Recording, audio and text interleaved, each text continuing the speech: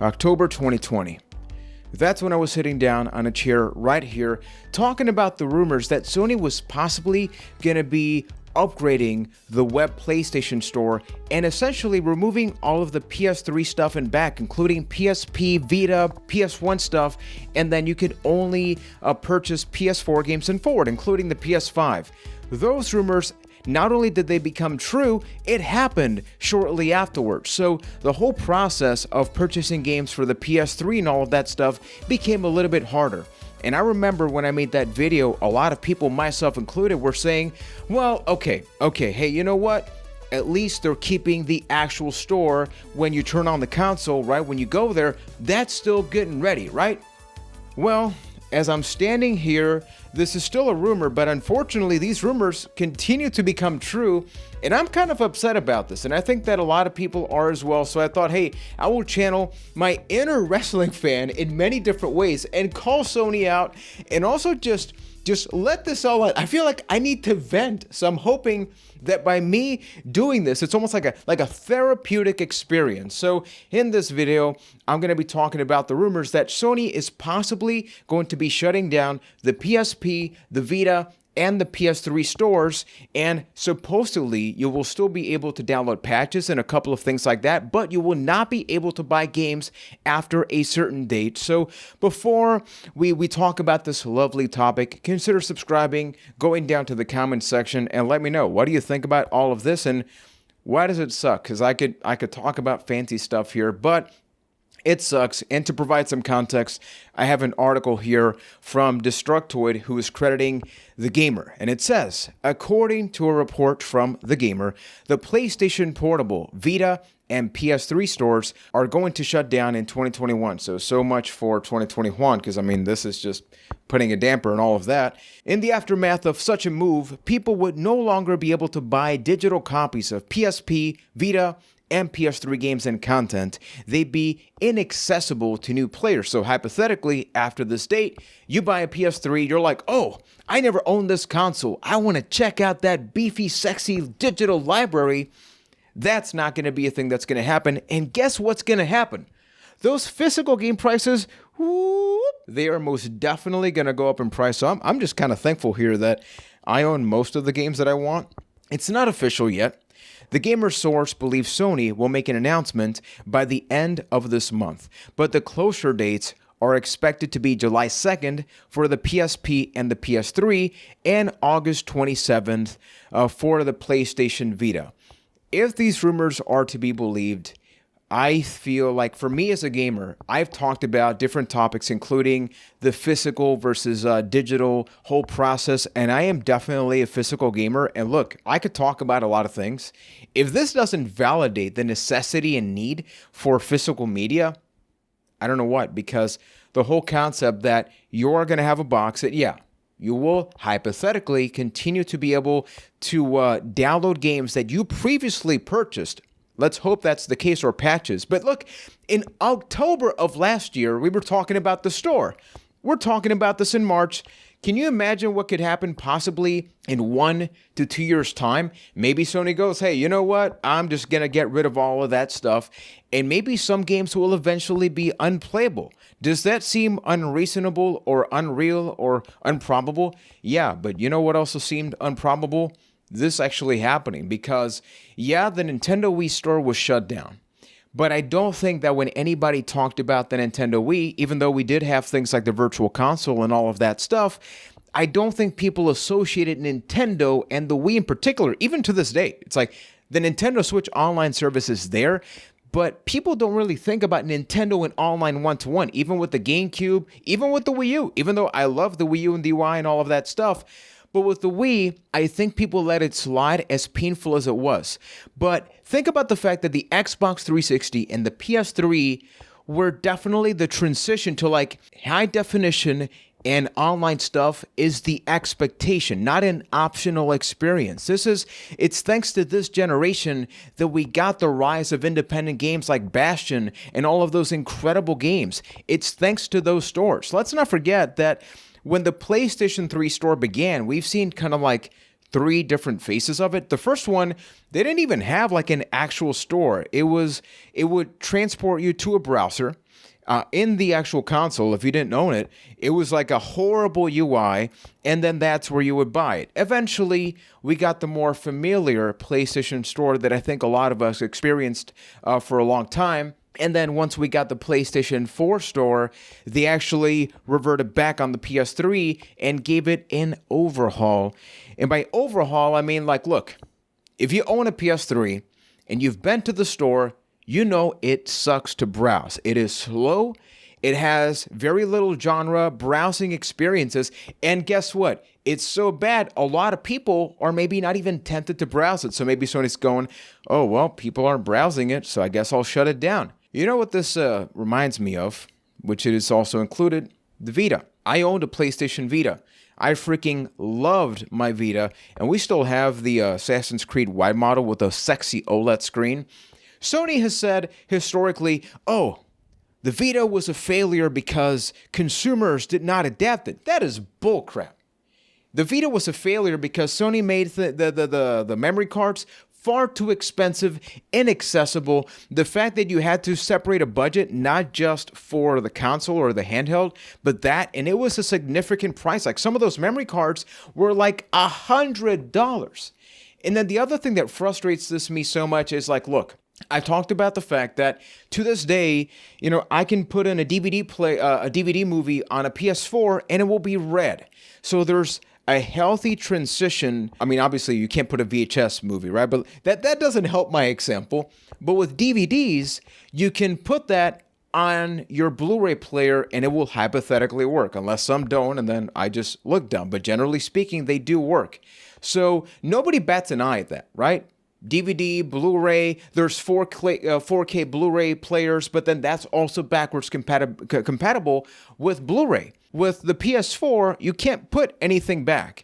With the PS5, yeah, they've been able to do that pretty well with the PS4 and the PS5, but then, man, Sony is like the most unfriendly consumer company that there is right now. And Nintendo's part of the market. So I'm factoring that in because when you look at what Xbox is doing, and for context, I haven't turned on my Xbox One X in a very long time. I'm not even subscribed to Xbox Game Pass right now. So I'm not saying this as this apologist for any particular company. But the fact that I can pop in my Prince of Persia, The Sands of Time disc from the original Xbox, and it will work on the Xbox One, the Series consoles, the fact that one company is saying, you know what, if you made a purchase, that purchase is definitely worth it. I know that with the smart transition or whatever, there's like a shady transition sometimes between Xbox One and the Series, but the fact of the matter is that there is a wide availability and they continue to support that. While Sony has historically said, oh, gamers only care about the future. You know why? It's because of you. Sony went from being the company that's like, hey, we are going to put a freaking PS1 on a PlayStation 2. Many times when I owned a PS2, I eventually went back to PS1 RPGs because I had the console. I was not a rich kid growing up. We barely had money for games. So the fact that I had one console, but I had the option of going back. I had the option of using my old memory cards and they would remain compatible. With the PS3, the same thing would happen, where initially you had 3 freaking generations and you could even connect the memory cards. Sure, that eventually became a very expensive device, but the fact of the matter is the option was there. I don't know what the hell happened with Sony when the PS4 came out. The PS4, I think, has been maybe the safest console of all time. And for context, I own a PS4. I own a PS4 Pro. I love my consoles, but I feel like somewhere along the way, all of us as gamers have always thought about companies like, oh, they make games for gamers. Game companies are business. Sony, Microsoft, and Nintendo, at the end of the day, they care about the money. And I think Sony in particular is so obvious about what's happening right now. And that's what's upsetting about me, because right now you look at the video game market, especially in the during and pre-pandemic and post-pandemic world, like this whole process, video game collecting has become a hobby of its own, right? And you are not helping the case, because right now this is going to lead to PS3 game prices skyrocketing. because eventually there's a whole wide array of exclusive digital PS3 games that are not even available physically. Think about the fact that something like limited run games, for as much knock as they sometimes get with like the PS4 stuff forward, this is where you're like, oh, so that's exactly why these companies exist. They exist for video game preservation. Even if it's a limited capability with like strictly limited games, all these companies, there's something. There's not that something for a whole lot of PS3 games that when the store gets shut down, what's the option? You get a PS3 the day afterwards. What's the choice? What are we left with? You're left with only focusing on the future. But in order to appreciate the future, like I've heard about this since I was a little kid. In order to appreciate the future, you have to remember the past. I mean, that's the reason we have history classes in school and all that stuff. Yet Sony's saying like, nah, we love all those logos. For a whole lot of nostalgia that Sony loves to have, they sure love to kind of crap on their own nostalgia, right? And it's a very, very unfortunate thing. And look, maybe this won't happen. Maybe it will. I think that we as gamers, we got to do something, not like, hey, let's just immediately boycott any company or anything like that. Why is there such a double standard between movies and games? And even look at music, right? Music, even if you went from cassette tapes to CDs to eventually a digital library, the option is there. Maybe somebody can go into the comments and say, well, Juan, now everything nowadays is subscription based. But the option is still there. Even if you don't own that, even if you're licensing, even if you're just subscribing, and when you unsubscribe, you lose that, kind of like Xbox Game Pass, the option to play that, in this case, that song, is there. Where do you do that with PS3? I know that some people can say PlayStation Now, which is a valid point, because PlayStation Now actually has a pretty beefy library of exclusive PS3 games, particularly like JRPGs and stuff like that, but that is stream only. So I think that if Sony was able to make a healthy transition where you could actually download part of the PS3 library within PlayStation Now, we'd be having a different conversation. But I think that the PS3, as much as I love the console, it's always going to be doomed to be like that, hey, cell processor, rough transition, very expensive thing. So we made it work at the end of the day, ultimately, but they made a lot of mistakes along the way. And you know who gets to pay the price? All of us right now. Because I love my PlayStation 3 library. I love talking about Sony. With the exception of a couple of Nintendo videos and all that stuff, I'm primarily a Sony or PlayStation channel, and it's just because that is what I grew up with. That is my nostalgia, but I also can't just be blinded about the things that happen that are not acceptable. And that's why I wanted to talk about this in this particular way, because it is really just frustrating. It's the fact that not just with video games, and I know I'm kind of going off the rails here, but I think a lot of people will understand, is that something that I hate about media now as a whole, not just video games, is that when you have something new on Netflix, with the exception of stuff that is owned by Netflix, some stuff goes away. And you have that digital pressure to, you got to play it now because it's going to be gone. I don't have that pressure with my games. Like eventually a disc may stop working because of rot or something. That's an extraordinary circumstance, right?